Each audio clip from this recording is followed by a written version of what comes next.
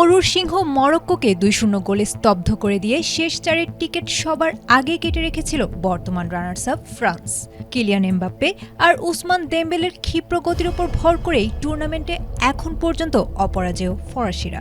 ৭ গোল করে গোল্ডেন বুটের রেসে সবার চেয়ে এগিয়ে থাকা এমবাপ্পে এবার যেন মরিয়া ফরাসিদের শিরোপা পুনরুদ্ধারের মিশন সফল করতে। তবে ফরাসিদের সেই পথে এবার দেয়াল তুলতে প্রস্তুত উড়তে থাকা স্পেন। কোয়ার্টার ফাইনালে রেড ডেভিল বেলজিয়ামের বিপক্ষে ফাবিয়ান রুইজের গোলে লিড নেয়ার পর সমতায় ফেরে ম্যাচ, কিন্তু শেষ মুহূর্তের নাটকীয়তায় গোলরক্ষকের ভুলকে পুঁজি করে মিকেল মেরিনোর চমৎকার গোল লা রোহাদের এনে দেয় ২-১ ব্যবধানের রোমাঞ্চকর জয়।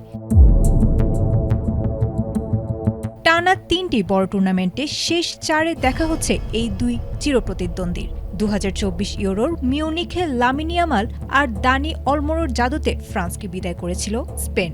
এরপর উয়েফা নেশনস লিগের ৯ গোলের থ্রিলারেও শেষ হাসি ছিল স্প্যানিশ তীরেই।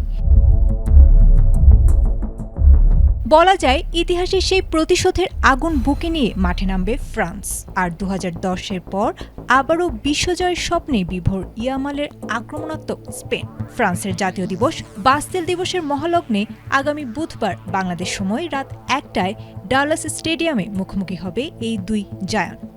কার কৌশলে ভাঙবে কার রক্ষণ তা দেখার অপেক্ষায় গোটা ফুটবল বিশ্ব।